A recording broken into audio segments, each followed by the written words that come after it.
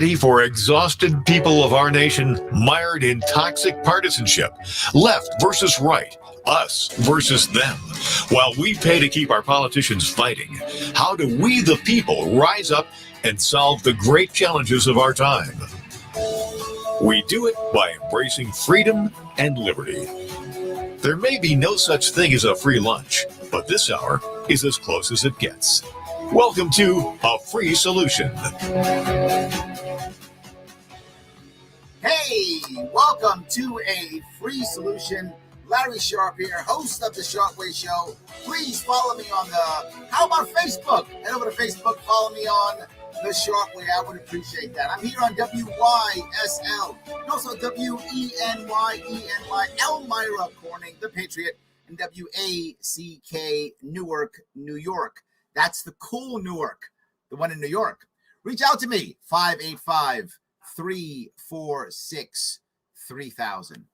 You know, it is rare on this show that I speak about race. I do sometimes. And for those of you who don't know, because you only hear me on the radio and don't see me on the cool live feed that I do all the time, I'm not a white guy. I'm biracial. My father was black. My mother was an immigrant. So Black history is a month that's meant for me. And I appreciate that. Thank you for making a Black History Month. When I was a kid, I went to school in the city, Bronx, public school, elementary school, Benjamin Banneker Public School. They have since changed the name, but this is back in the early 70s. Yes, I'm not a spring chicken. And when I went there, I didn't know who Benjamin Banneker was. Benjamin Banneker, by the way, was an African-American. It was a free African-American, I think in Maryland or something, some kind of survey or something. I didn't know who he was. Black history was a separate thing that I was taught. Even back then, Black history now is a separate thing that is taught separately. Well, I'm not against the concept. I mean, I get the idea that you want to add the achievements of Black Americans. Totally get that. What I fear is happening now is that we're not going towards the ultimate goal. And I have two goals in my mind. One, to take the history of any given ethnic background, in this case, African Americans, but could be Italian Americans, Irish Americans, Jewish Americans, Hispanic Americans, insert group, deal with the issues that they've had to achieve success, and then, I guess, demand or show respect for that group of people and inspire self-respect for that specific group. That would be amazing. Joe from Rochester. Option two, I would love if we would also be able to eventually merge it into American history. Now, I know why we haven't. I mean, I get that. In the past, history was heavily, and I mean heavily, based upon only what white males did. And of course, most of American history is going to be affected by white males. Most of America has been white for all of American history. I get that. Makes sense. Men were the ones who could vote, who could make things happen. I get that white males would dominate American history. Makes total sense. I get that. The problem when I was a kid in my history books is it was only white males, nobody else at all. So therefore, they had to teach all the others in separate classes or in separate months or whatever that might be. That was a problem. My worry is now, as we begin to show the value of all the others in our nation, African American, now there's also an Italian American History Month, Hispanic American History Month, Women's History Month. There are many of them. Is that we're creating permanent division. That is the thing I don't want us to do. I absolutely want us to talk about all of the things that all Americans have done without question. And I'm not against Black History Month, nor am I against Hispanic American history, all of them. Totally fine. Is our goal, though, to make it, to eventually have it to where none of them are required, to where they're just nice things? Can we get our history to become more inclusive to where this is just something nice and not seen as such an important part of American culture? I don't know. That would be my goal. But there's a second aspect here that I want to deal with here. And that is, right now, my daughter's in high school. And what she's learning about with Black History Month in the first week of it, which is why I began to think of this, was basically slavery. And of course, slavery is an important part of our history. And we should talk about it. Of course we should. My worry is, this is New York. We didn't have slavery in New York. But not that we shouldn't talk about it. But that would be the biggest chunk and a huge chunk of learning about Black history. Again, I'm not against talking about slavery. We should. I brought this up on my show last night. You know, if I was Jewish, I'd want to talk about the Holocaust. It was a low point in Jewish history. You don't dwell on it, obviously, as that's how you define Jewish people, of course. But hey, it happened. You got to deal with that issue and talk about it. Make sure it doesn't happen again. I get that. And as being a Black man, I get that we want to talk about slavery. My worry is, I don't want it to be only about slavery. I would like all of us as Americans to look at the things that our people, that our ancestors had to get over, and to look at it and go, wow, that was a tough hurdle. Kudos to you guys. Well done that you were able to get past that. Much respect for you and your ancestors that got past that. And I hope that we're focusing on, look at what we've gotten over. Look at what we've overcome. Look at the respect that we have garnered by overcoming these things of our past. I'm going to grab a call. I guess I got calls coming in right away. Usually on the second one. Rochester. Joe from Rochester. How are you, sir? Well, Larry, it's good to talk to you again. We spoke a couple of weeks ago, several weeks ago.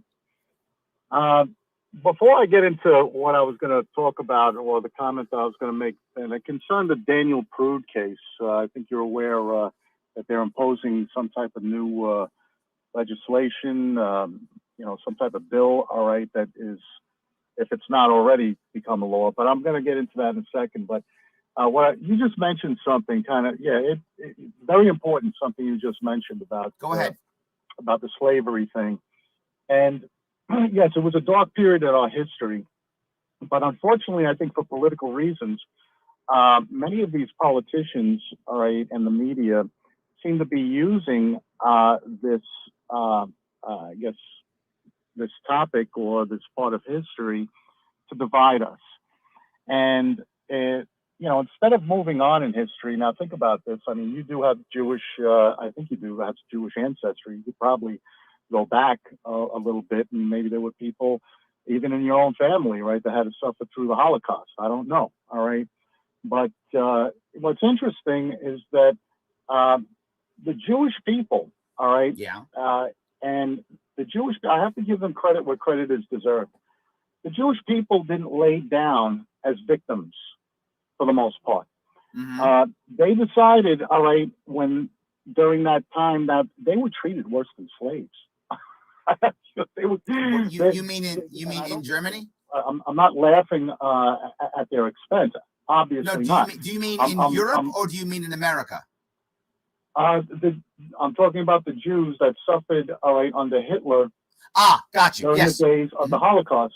Got it. And what I'm saying here is that their attitude, the majority of the Jewish population, their attitude after World War II was a time of victory for them, all right? And, it was, they saw not only their freedom, but they capitalized on their freedom because they taught their children. Hold on. Let me touch this piece because I hear this often, and I want to cover this real fast.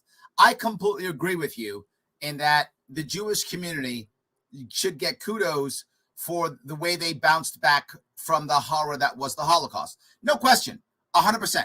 Give them kudos for that. Well done, picking themselves up, getting back in action, completely impressive.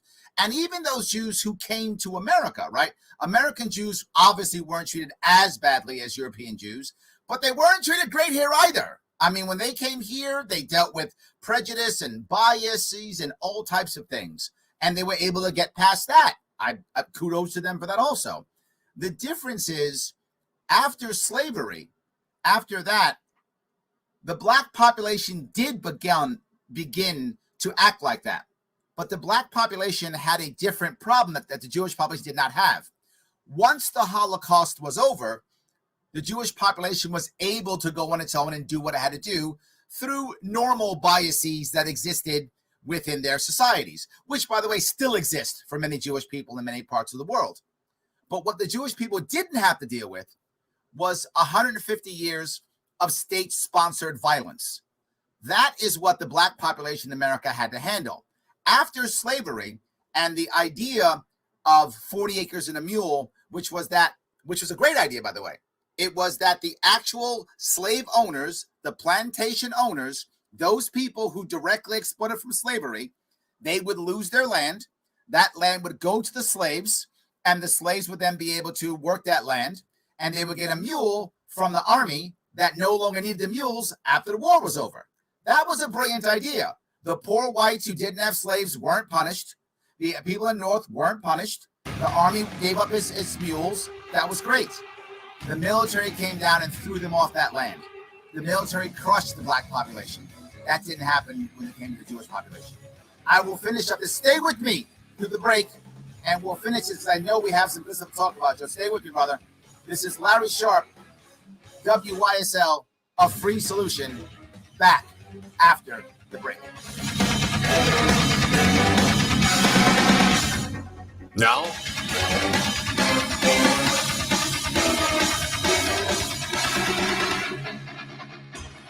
your business relies on computers and technology to operate. Slow, unreliable networks and servers can cause unplanned downtime and affect your bottom line. The experts at Simple Tech Innovations are here to help. Their preventative maintenance program ensures that your computers and network Joe, are stick kept around. up to date and monitored for any issues. You're welcome. And Your this is the business feed running feeding your smoothly. video. They We'll also have to get help that clients straightened around achieve HIPAA, eventually. BCI and New York State cybersecurity compliance to keep your network safe and secure. Whatever your business IT needs are, Simple Tech Innovations should be your first call. They've won the best in Rochester 8 years in a row and have an A+ Better Business Bureau rating. Call them today for a free consultation at 585-200-3182. That's 585-200-3182. Simple Tech Innovations.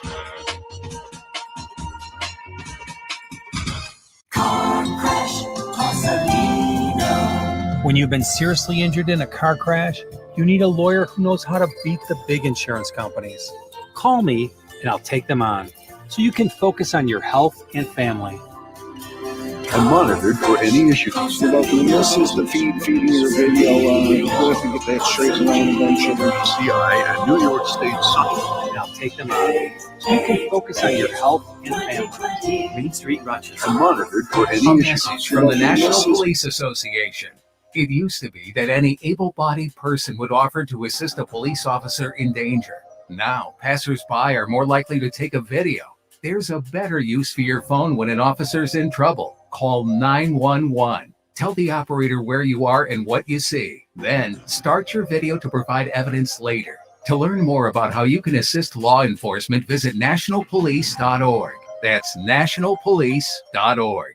Why do businesses choose to move their website from Wix and Squarespace to Simple Tech Innovations? Maybe it's their excellent customer service or attention to detail. Maybe it's their ability to give a truly customized solution. Or perhaps they just like the fact that Simple Tech is a local small business that builds great relationships with its clients. Whatever the reason may be, you can rest assured knowing that the local team at Simple Tech has your best interest in mind when building or updating your website. They're hands-on and love helping customers achieve their goals. But don't take my word for it. They've won the best in Rochester 8 years in a row and have an A+ Better Business Bureau rating. If your website doesn't match your dreams or isn't achieving your goals, give the professionals at Simple Tech Innovations a call today for a consultation at 585-200-3182. That's 585-200-3182. Simple Tech Innovations. A free solution. Hey, Larry Sharp back here on A Free Solution. Host of the Sharp Way Show. Do me a favor, head over to YouTube and like the Sharp Way. That would help me out. Here on WYSL, WENY, Elmira Recording, The Patriot, and WACK in Newark, New York, 585-346-3000. I was talking to Joe. Joe, were you still there? Yes. Yes. That was the only thing I wanted to bring up. I hope that was clear, that there was a series of state-sponsored violence that happened against the Black community when the Black community built itself up, as in the famous Black Wall Street in Oklahoma, which was its own, culture, its own, Black own businesses, everything that was working.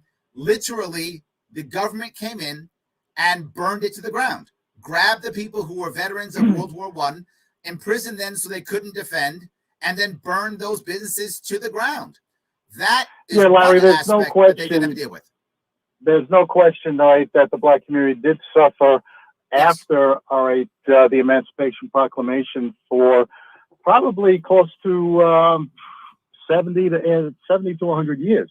Yeah, absolutely. And of course, that stands to reason. But in the days that we live in now, from the civil rights movement until the present day right now, the Black community, through government programs, have been offered, in many cases, much bigger incentives and encouragement through these different government programs than many of your average, what you would call average white European American citizens. Okay. And the list is long. I don't have time to go into all of that. But no, I agree with you on this one too. There is, again, one caveat, and it goes right back to state-sponsored violence. The average American doesn't actually care either way about whether Black people are doing well or bad. They're living their own life. And if Black people do well, great. Black people don't do well, that's the average American. But what has changed since the civil rights movement was the war on drugs. And the war on drugs was specifically targeted towards people who were considered either Black or, for some reason, Puerto Rican. Nixon hated Puerto Ricans. I don't know why, of all the Hispanic people that hate, he hated Puerto Ricans. But he literally had it out for Puerto Ricans and Black people. And that's what he sent the war on drugs for. And that was another aspect that slowed the process down. Now, again, to be forward, I'm not saying that Black people should sit here and make that a crutch. I agree. I'm with you on that. All I'm saying is there is a difference. And the state-sponsored violence is the big difference. I don't think the average American cared if Jewish Americans made it, or Italian Americans made it, or Black Americans made it. I think they worry about their own world. I think it takes government to step in. And again, I'm wearing my libertarianism on my sleeve to make things worse. And it did after slavery and then after civil rights. And that's the harshest part, which makes it different. I agree with you a lot on this stuff, all right? But I do hold the Democratic Party very much responsible for the crutch, all right? Because, I think that's true. I agree. Because I think that, there's a lot of evidence to support it, that the plantation, all right, that Black people used to know, all right, back in the 17 and 1800s, still exists today, but it exists not on an actual farm, all right, with soil. It exists in social programs and social programming. You're not going to have me argue that the government programs don't work. I'm with you. I'm in. All right. There's an old saying, teach a man how to fish and he'll never go hungry. Yep. But give a man a fish and he'll always be hungry. I'm agreeing with you. And I would argue that the government programs have not just given a man a fish, they've actually stopped a man from fishing. Right. I would go that far. Right.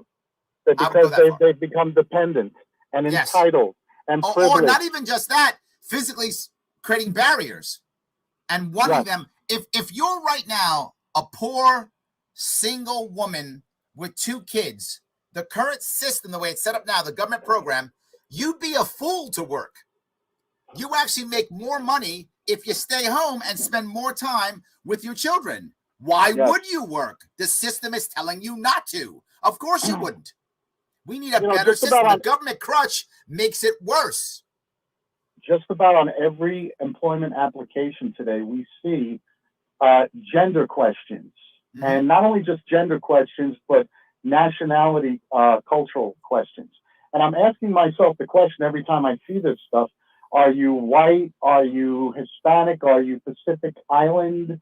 A Pacific Islander? Are you Native American? Are you Black? I'm asking myself the question: no matter what side of my cultural heritage I may come from, the question is, what does that have to do with my ability to perform the job duties that this particular employment is requiring me of? Yeah.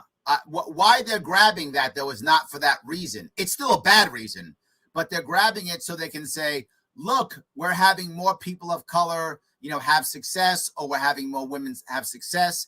This is for political reasons, so that each person can say, see, I'm helping, when they're not actually helping. Not good for business. A quota system, all right, is not good for business. 100%. You're right. You yourself, I think that you're an employer, or you have your own business. I do.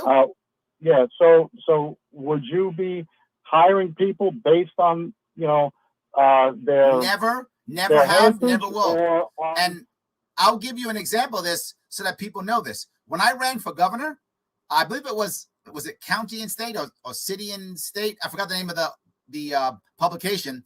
They actually surveyed all of the gubernatorial campaign staff. And I have no quotas. I don't believe in them. I don't. I'm a libertarian. Of course I don't. What I do is I get the best people for the best job. And they said I had the most diverse staff. And I have no quotas because I was all about getting the best people. And it happened to be a diverse staff gives me the best results. So, but again, no quotas. I'm with you. I think you're right. And to be forward, I am very happy we're having this conversation. If you hear most people have any conversation about race, it becomes angry. It becomes scared. People become scared. They don't even want to have the conversation. Oh my God, if I have a conversation, someone's going to call me a racist at one point during the conversation. I'm not going to do that. I want us to talk more about it. And I don't want us to be angry. What I want, and to be clear, I speak for me and only me. As a person of color, as a Black man in America, I don't want you to feel sorry. I don't want your sympathy. What I do want is just some understanding. I'd like some empathy. That's it. And go, you know what, Larry? You're right. Black people had it bad. And on top of it, they had state-sponsored violence and the others didn't. Yeah, that's pretty tough. That's it. If you do that, I'm pretty much good. That's what I really want, is some empathy so we can have some real conversations about how to make things better. Because as I said in the opening, my goal is to have it all American history. I don't think we're there yet. And I think we have to get there. We have too many because we're fighting cancel culture. We're fighting cancel culture. I mean, if you're European American or pretty much anything that had roots that, went back to Europe, all right, the colonists, the Puritans, all right, we're getting canceled out. I'm not sure getting canceled. That feels like hyperbole to me. That feels like you're concerned. All right. Look, Joe, I'm holding you on forever. You had something else you want to talk about. We're going to jump onto that after the break if you stay with me, and I got to deal with some comments also. So I'm going to get your comments, and I'll finish up with Joe, and we'll touch on this subject after the break. Larry Sharp here on A Free Solution. Okay, who'll stick around?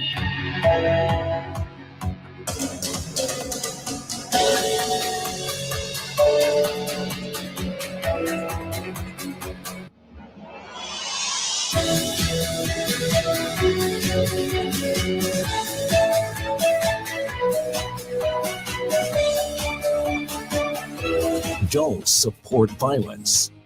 WYSL. AM 1040 Avon, Rochester, FM 92.1 Rochester, and FM 95.5 Spencerport.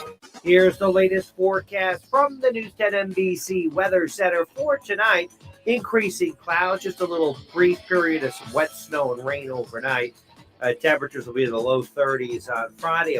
Larry, if you want, I can mute this feed if you want to figure out how to get the other one. Friday night, lake effect snow will develop near and west of Rochester. Keep an eye out for that lake snow into the day on Saturday. Much colder this weekend in the 20s. I'm Rich Canilia, WYSL. There's a place in the village of Avon you and your critters will love. Whether they're big or small, whether they've got hair, fur, or feathers, Avon Feed fits every need. There's a full selection of pet foods for dogs and cats, bird feeders, suet, and dry shot boots and garden shoes.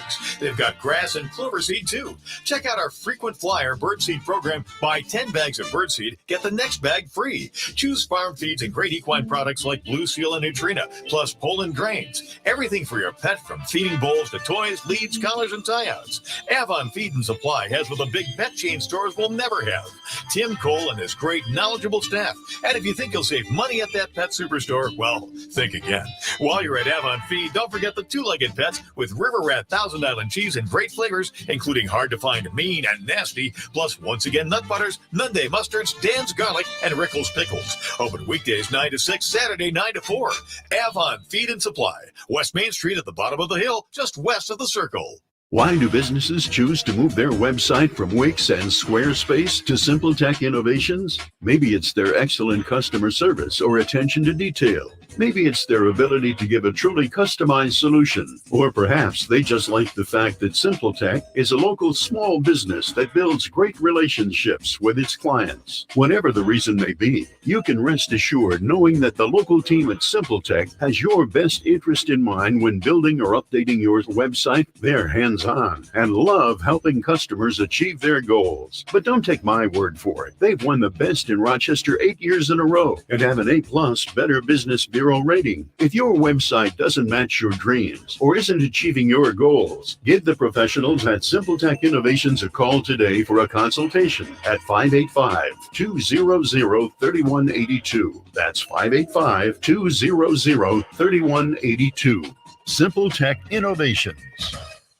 This is Bob Lucky, Western New York correspondent from Batavia to Niagara Falls, Buffalo to Jamestown. If it happens in Western New York, you'll hear about it on News 1040 AM. Get Slim Rochester is a doctor-supervised, research-supported, customized weight loss program that is natural, safe, effective, and easy. Best of all, you can lose up to 30 pounds in 30 days. The program is whole food-based. Nothing is pre-packed. As you learn to eat the Get Slim Rochester way, you will enjoy a custom meal plan with great tasting meals as you lose weight. My name is Bob Seagate, Director of Athletics at Roberts Wesleyan College, and I've lost 43 pounds with the Get Slim Rochester program. Best of all, because of what I learned from Dr. John and Dr. Mike, I've kept the weight off. So call my friends at 585-623-1397 or visit their website at www.getslimrochester.com and experience the Get Slim Rochester program that revs your metabolism and increases your energy. I encourage you to do it today. You will not regret your choice. Your Livingston County Department of Health knows when it comes to the COVID vaccine, you've got questions. Currently, New York's in dual phases 1A and 1B of the corona shots. If you're over 65 years old, you're eligible for the vaccine. You can check your personal status by visiting livingstoncounty.us/1207/COVID-19 or call the Department of Health at 877-280-6775. 877-280-6775. Locally, call 243-7299. Escape from the everyday to a getaway at Woodcliff Hotel and Spa. Woodcliff features elegantly appointed accommodations, creative cuisine, themed suites, full-service spa Elan, and is Rochester's best venue for outdoor wedding receptions overlooking the city skyline. Woodcliff Hotel and Spa, where the experience is extraordinary. Located in Fairport, call 585-381-4000 or visit woodcliffhotelspa.com. Remember, Scotty's Detail Auto Body for all of your body paint and collision repairs. And also remember, it's still the collision shop of your choice during that unfortunate time. Scotty's Detail Auto Body, Route 15 East Avon, just a quarter mile north of I-390, exit 9. Are you a teacher interested in special education? Need your special education certification? Mary Cariola Center School has both scholarship and tuition discount programs for qualified employees that will assist you in reaching your career goal. They also have openings in their residences where direct support professionals are needed and also eligible for scholarship and tuition discounts. Apply today and grow your career at Mary Cariola Center. Visit their employment pages at marycariola.org. A free solution. Larry Sharp, I am back here on a free solution. Also host of the Sharpway Show. Head over to Twitter. You're on Twitter? Go ahead. Follow me on Twitter. That'd be awesome. I'm here at WYSL, WENY, Elmira Recording, The Patriot, WACK in Newark, New York, 585-346-3000. Before I get back to Joe, I do want to cover a couple of comments. I got a bunch of comments here. I want to just address them a couple if I could. Adrian says, we need to have empathy for all people who suffer, whether we agree or disagree or have different history. Recognizing wrongs is how we strengthen relationships. I could not have said that better. Yes, many people are being wronged, and we shouldn't be angry about it. We should be, you know what? I get it. Let's see if we can fix it and make sure that we can make things better. We should take responsibility for better relationships, whether it's our fault or not, right? It doesn't matter if I was the one who made things worse or not. I should say, you know what? I want a better relationship, so let's try to fix it. Michelle says, we should use what they did as a building block. I like that. Yes, absolutely. I will say they did try to foresee what could happen with the government and did their best to not allow it. And so about our founding fathers. I agree. By the way, if Jay, you're there, hi, Jay, in case you can hear me. So, yes, I completely agree on that one. Let me grab a couple more comments that popped up here. Let's see here. Was there a non-force solution to ending slavery? Craig asks, not fighting a civil war. I think there could have been. It just would have been a whole lot more time, right?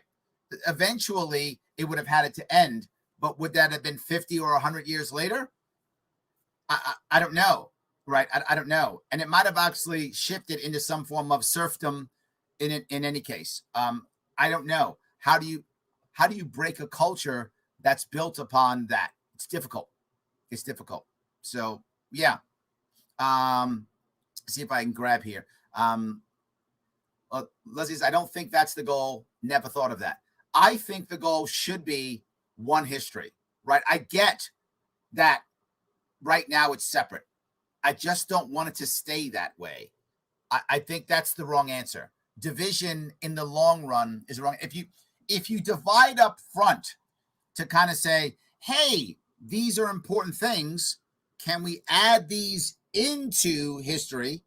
Then I think we're good. I mean, Joe said he feels like kind of being erased. I get that concept because if there's always another history, not yours, every month, you start saying to yourself, when am I going to get my history? I get that feeling. And that's why I'm saying, to your point, Leslie, I want to make it to where now we begin to scoop out those parts and put it into American history, and then nobody feels erased. Everybody gets their piece. We're all Americans. I don't think we're there yet. And sadly, to what Joe was saying, I think right now we're going in the opposite direction. We're going more towards division, and I'd like us to turn that around and start bringing it back together so that now it becomes one history. I think it'll be much better if we can do that. So, yes.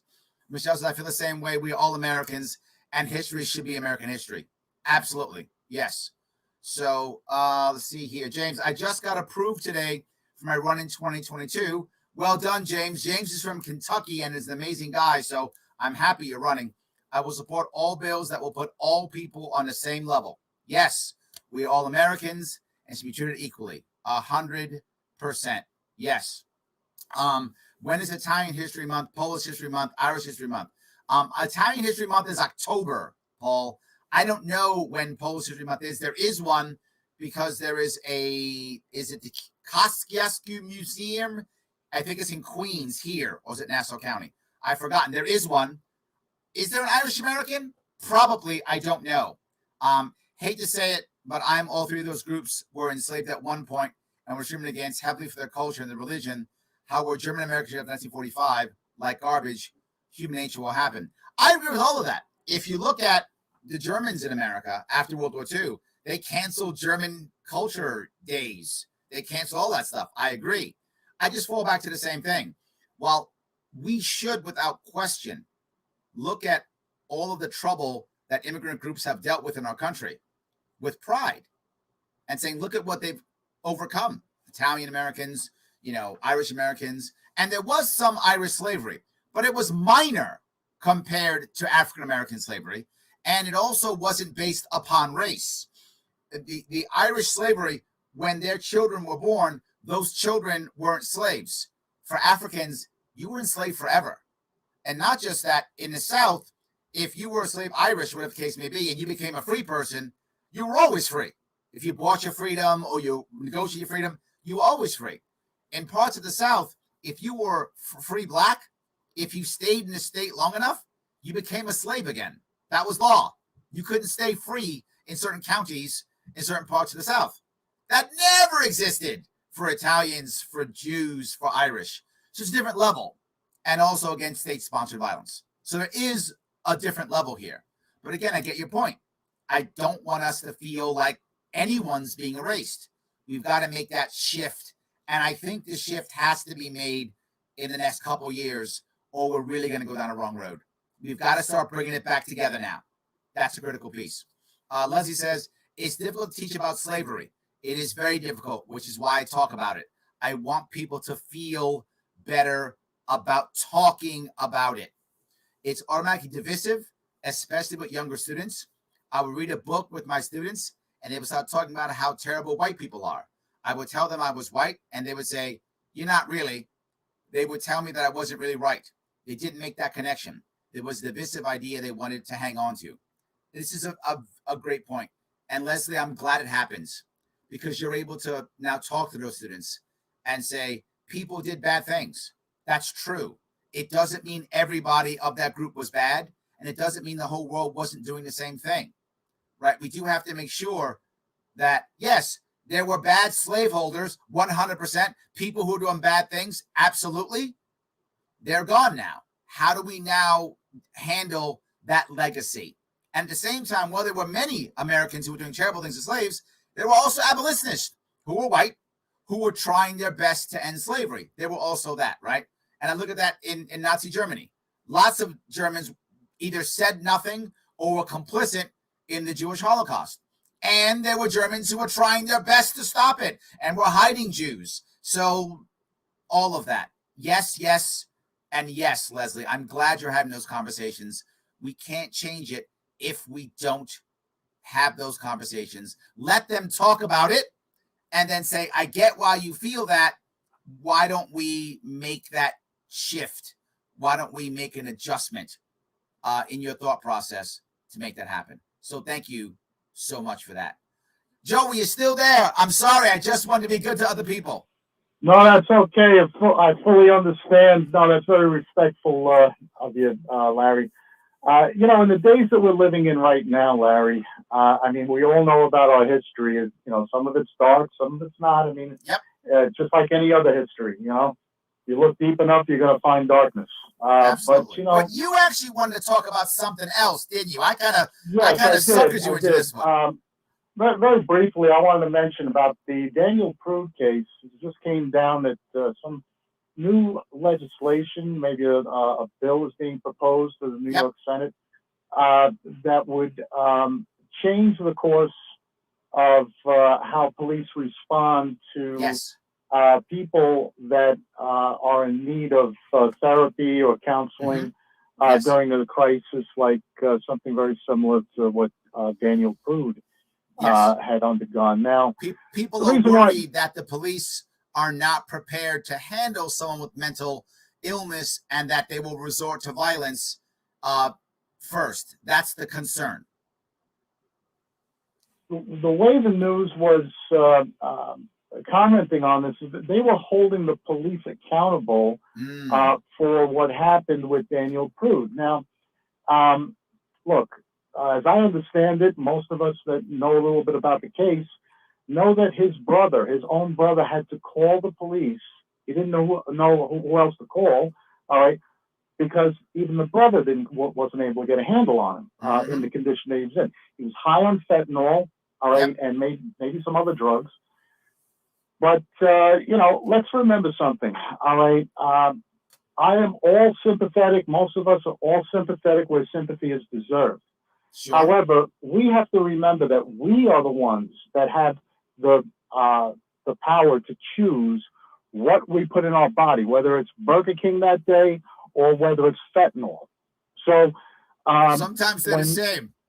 Right. So let's try to remember, all right, that maybe Burger King wasn't the best analogy, but I can say that whether you decide to put a fish sandwich in your mouth or whether you decide to put fentanyl in your mouth, we have to take responsibility for ourselves, and we cannot blame. All right, I don't want this to be black and white. No pun intended. Right? I don't want to just blame cops when things go wrong. Right? Do cops make mistakes? Of course, they're human beings. They're just like you and I. They're not supermen and they're not terrible people. They're just humans trying to get a job done. And sadly for cops, they actually are, in a bad system, a system that you call the cops for everything. So I understand the logic behind it. I'm sorry, scratch that. That's not true. I understand the emotion behind it. They are worried that cops are going to do the wrong thing, that mentally challenged people are going to be hurt. I get it. But a rule or a law punishing cops or putting them in a worse spot is not going to help. It isn't the answer.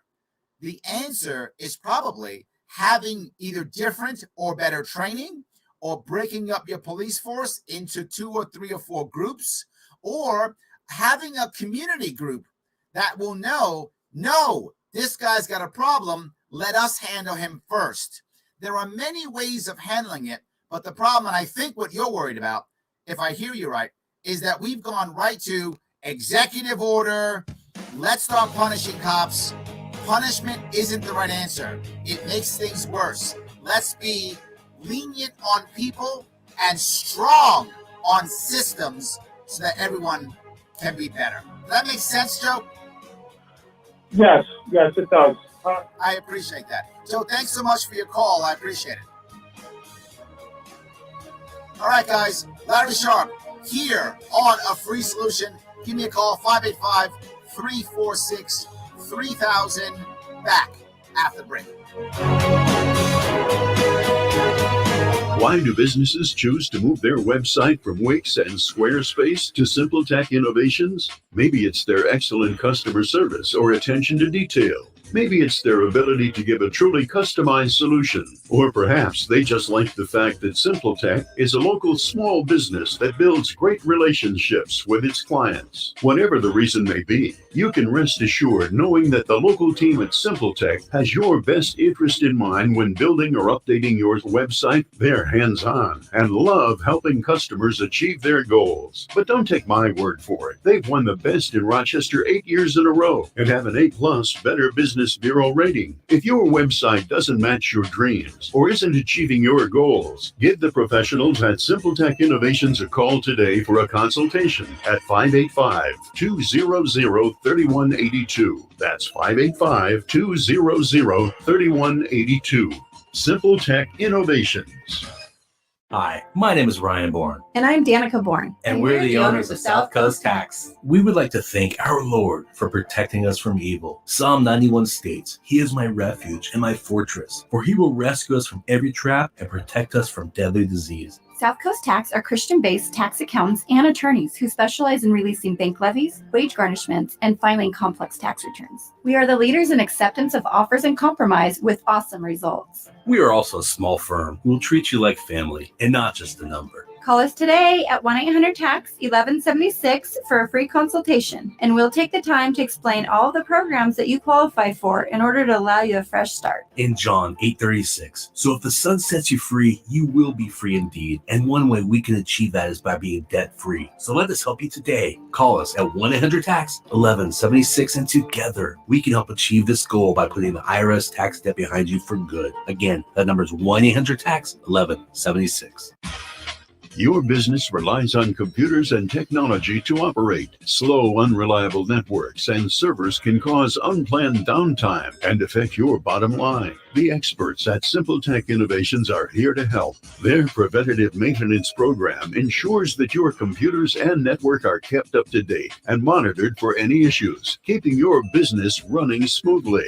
They also help clients achieve HIPAA, PCI, and New York State cybersecurity compliance to keep your network safe and secure. Whatever your business IT needs are, Simple Tech Innovation should be your first call. They've won the best in Rochester 8 years in a row and have an A+ Better Business Bureau rating. Call them today for a free consultation at 585-200-3182. That's 585-200-3182. Simple Tech Innovations.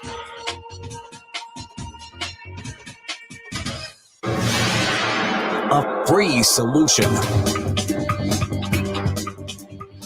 Hey, it is Larry Sharp. I am back here on WYSL. Yes, also host the Shortwave Show.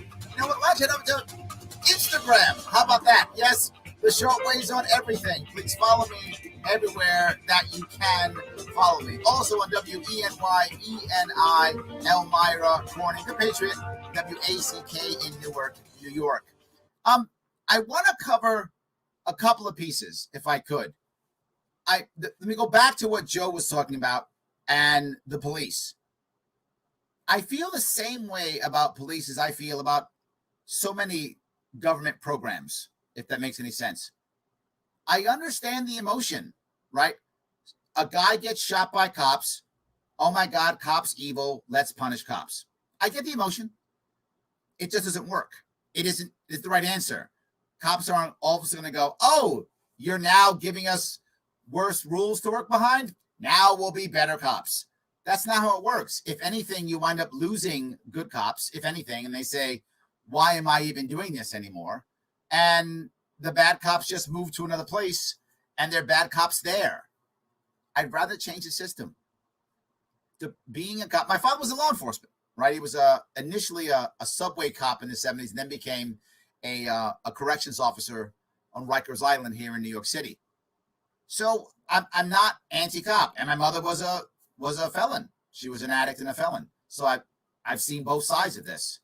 And I'm not someone who says, people are bad. People are generally good. Systems are bad. And we actually have cops doing physically too much in this country. Every problem, call a cop.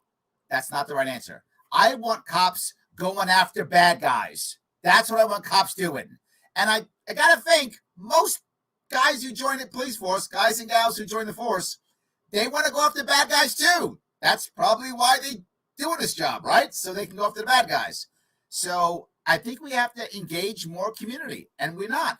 We see a guy in trouble, we don't call the local church. I mean, that may not be appropriate in any specific, situation, but it might be. We don't call the neighborhood watch.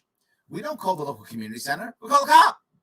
Well, I got a cop who was just dealing with some violent crime, and now he's here, still hyped up, still not concerned, still concerned about his own self.